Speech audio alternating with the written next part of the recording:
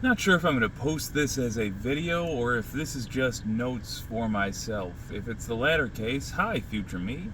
Otherwise, what's up, wicked community? I was just thinking about something that I want to share in some form with the audience. Progressives uh, genuinely have a complaint about the strategy of voting for the lesser of two evils. And that complaint is, what the hell is going to be the point in my life where I don't have to vote for evil at all? How about that? And I think we finally have an answer. I think we do. Uh, I'm going to share a clip later. It's from Christopher Titus's show, wherein I believe he is interviewing Texas Paul from the Midas Touch Network. And Texas Paul, God, I hope I'm getting that name right. Texas Paul says this could be the last election for the Republicans if they lose big enough, which is what I've been saying as well. They've basically revealed themselves. And what else have I been saying? I've been saying, well, gosh, gang, the opposition is about to be then the Democrats. When do progressives get their moment to shine? That comes later in the interview, when he talks about how we, meaning Democrats, do not vote in off-year elections. And there it is.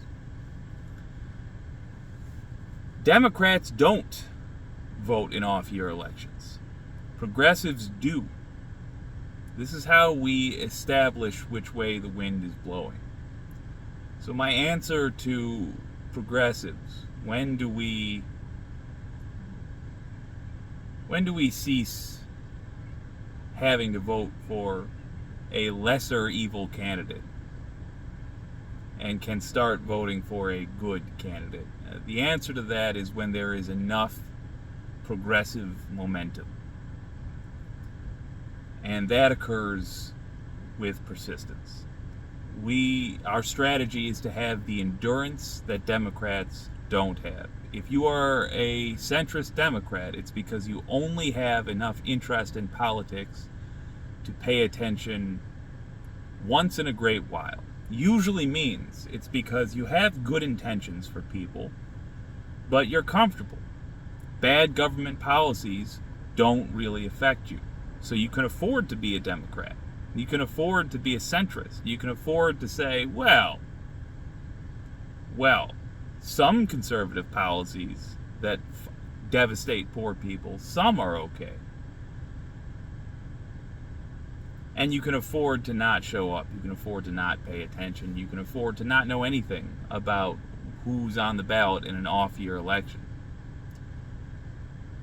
The old weaknesses of the party that progressives have been associated with will not carry over, because most of those weaknesses come from the centrist Democrats. Not being vicious when it is righteous to be so. Not caring enough to show up on off-year elections. Not really having an understanding of the policies being discussed.